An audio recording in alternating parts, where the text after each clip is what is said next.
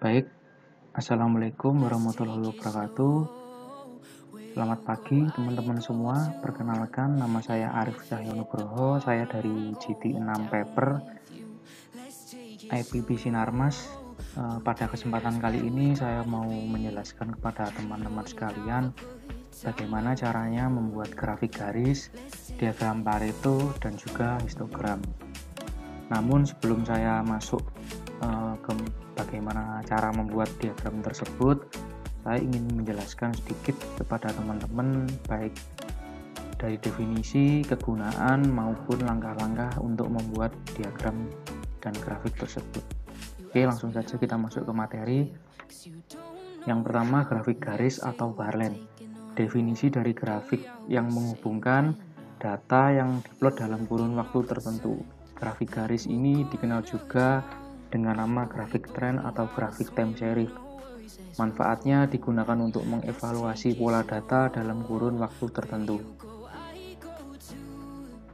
Nah, kemudian langkah-langkah dari grafik garis atau barline ini adalah yang pertama, kumpulkan data dalam kurun waktu tertentu.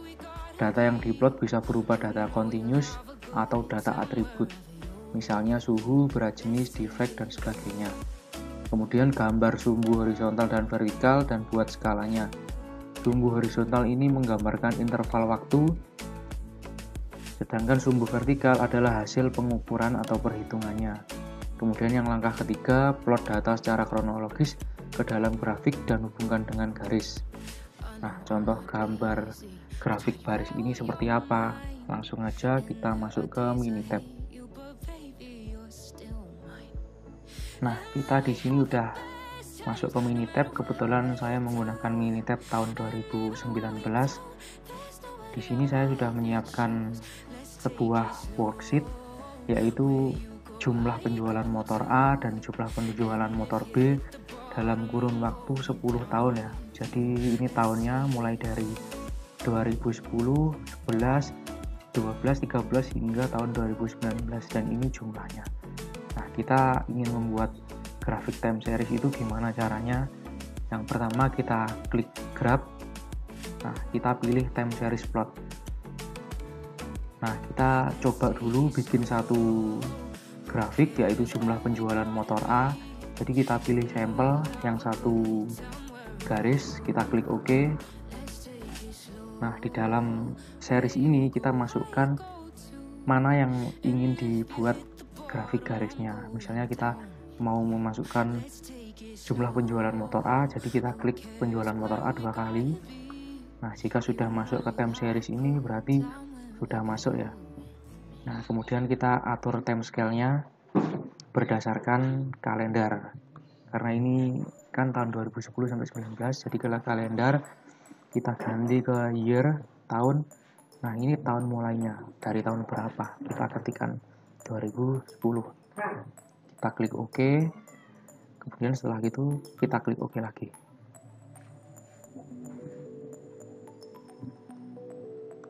Nah, ini akan muncul grafik time series untuk jumlah kendaraan motor A. Kita klik 2 kali.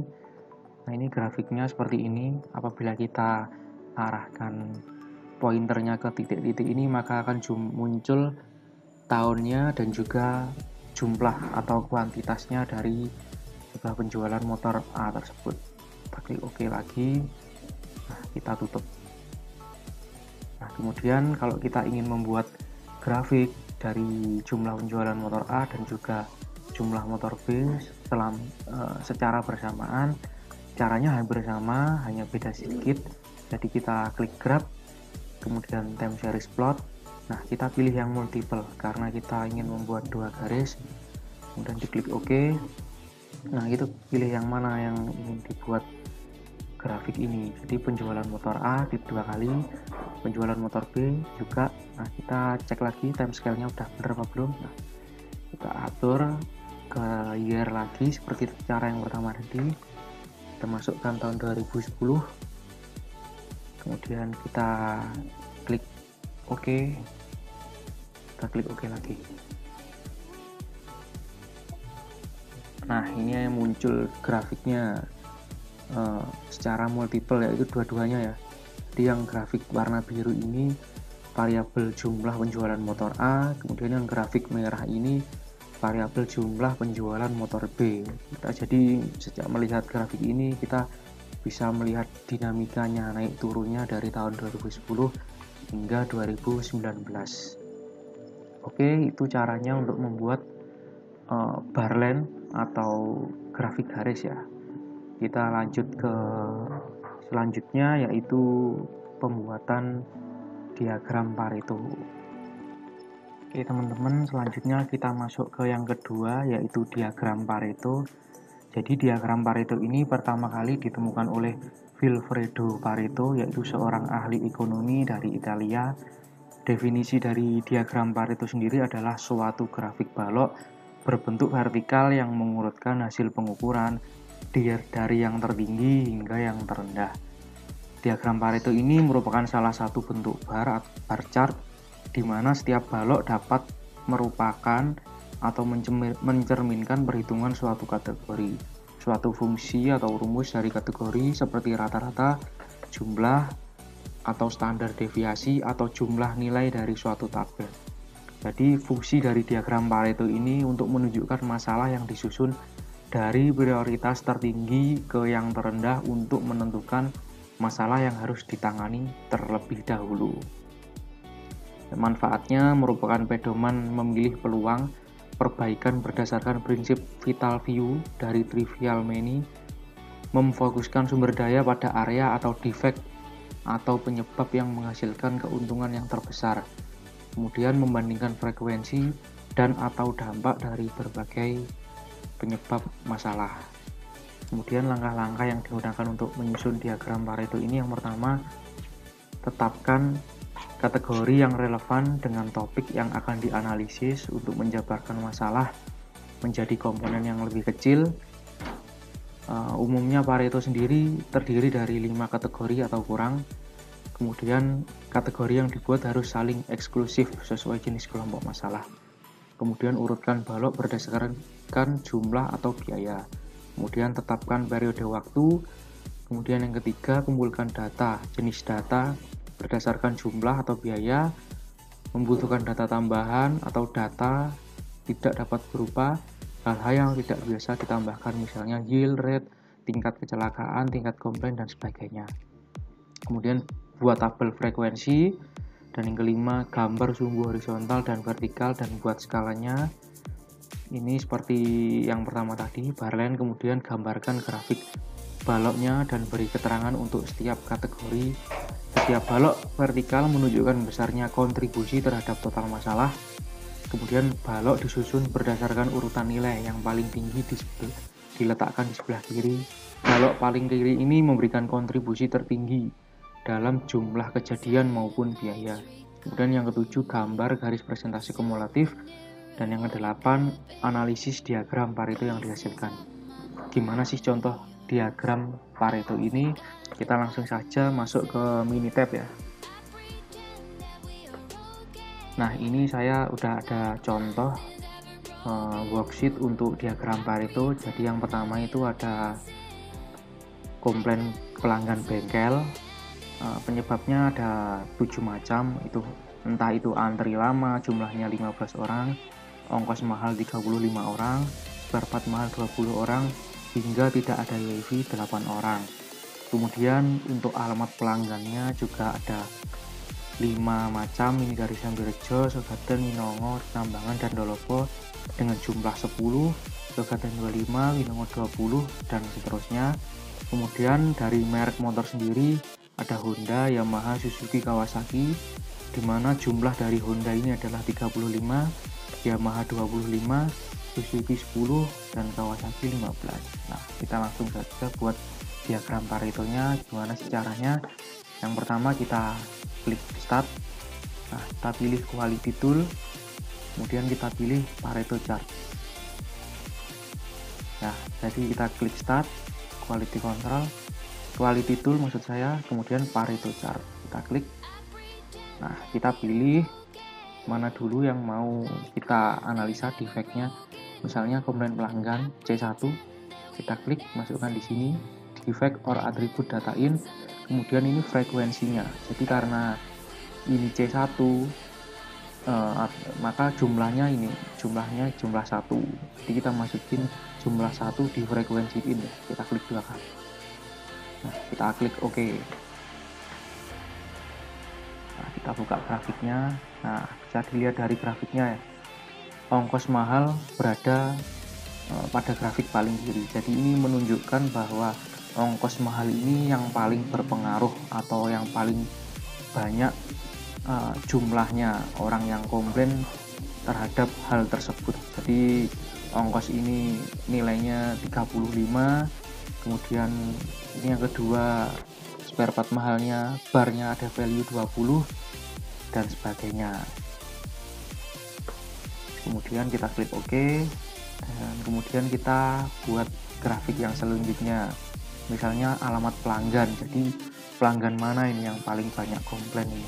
Kita klik start lagi, quality tool, Pareto chart. Nah, kita ini ganti ke alamat pelanggan. Yang kedua, jumlah kedua juga ya, karena ini jumlah yang di sini alamat pelanggan, maka kita masukkan jumlah 2. Oke, kita klik OK lagi. Nah, ini akan muncul, ternyata yang paling banyak komplain itu warga atau pelanggan yang alamatnya dari desa atau kelurahan Sogaten ini, jumlahnya 25. Kemudian Winongo, Ndolopo, hingga yang paling sedikit komplain ada dari Nambangan, alamat pelanggan yang Nambangan.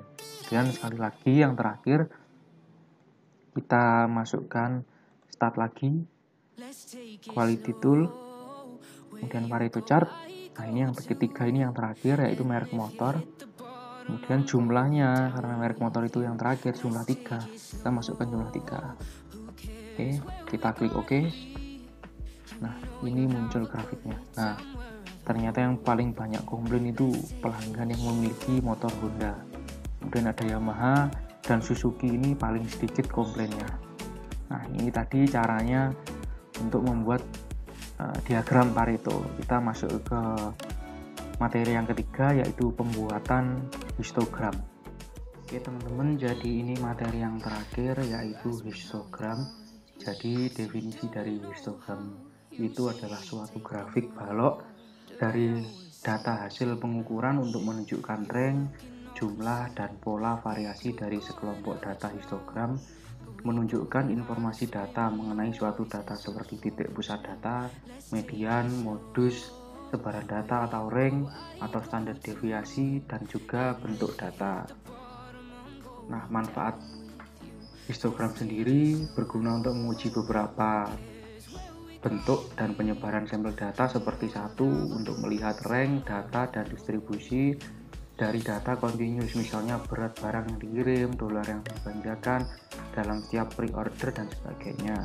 Kemudian yang kedua, untuk melihat variasi dari tingkat pemenuhan spesifikasi persyaratan pelanggan, misalnya size, cycle time, suhu, dan sebagainya. Kemudian yang ketiga, untuk melihat berapa banyak defect per unit yang muncul pada kelompok item yang defektif bila ada beberapa peluang kesalahan atau error dalam setiap unit. Nah, langkah-langkah untuk menyusun histogram sendiri, yang pertama, kumpulkan dan tabulasikan data continuous, data hasil pengukuran atau N-data. Urutkan data dari data yang terendah nilainya, min, sampai nilai yang tertinggi atau max. Kurangi nilai tertinggi dengan nilai terendah untuk menghitung rank dari data yang diobservasi, yaitu rank sama dengan max kurangi min. Kemudian yang keempat, hitung jumlah balok sel sebagai berikut: akar pangkat 2 dari jumlah nilai data, jadi K sama dengan SI RT dalam kurung N.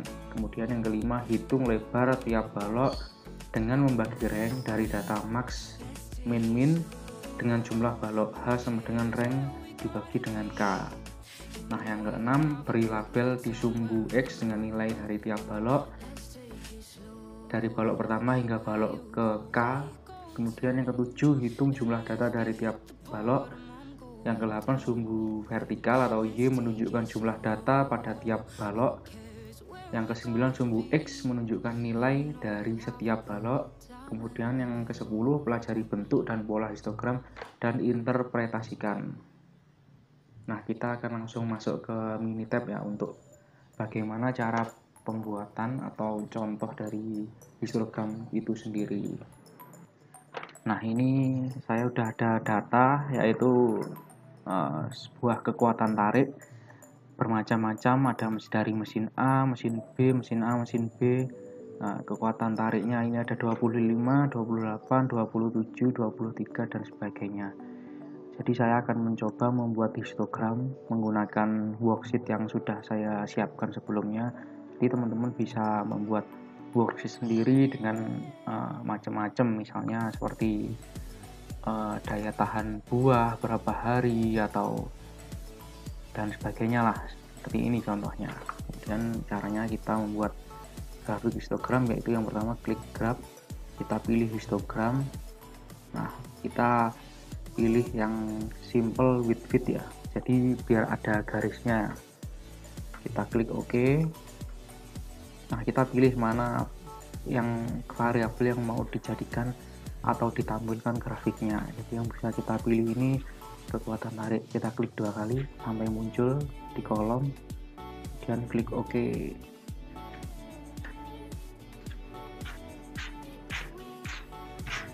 Nah, ini sudah muncul grafiknya. Nah, kita lihat dari grafik tersebut. Nah, ini ada bar value yang nilainya kekuatan tariknya 22, ini jumlahnya ada 1.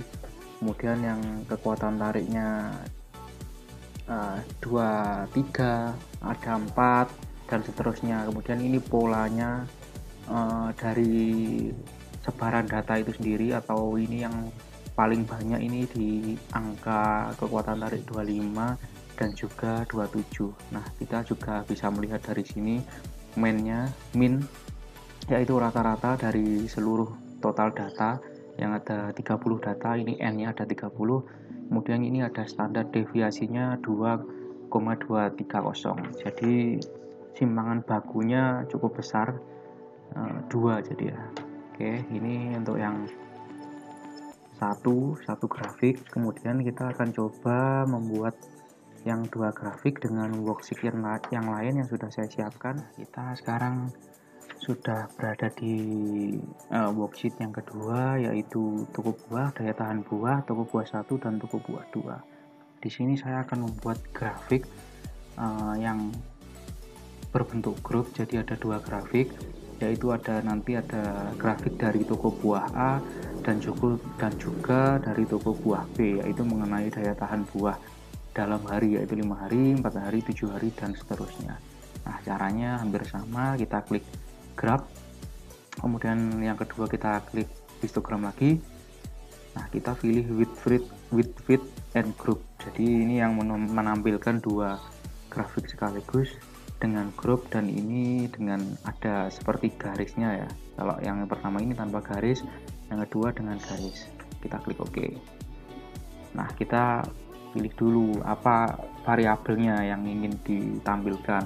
Jadi kita mau menampilkan daya tahan buah ya.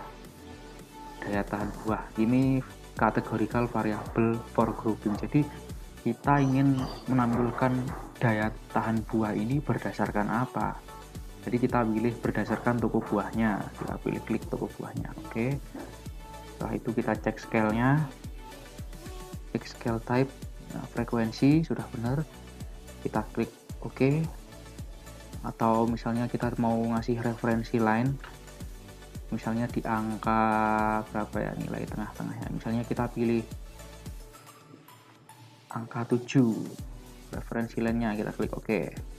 Nah, setelah selesai kita klik OK lagi.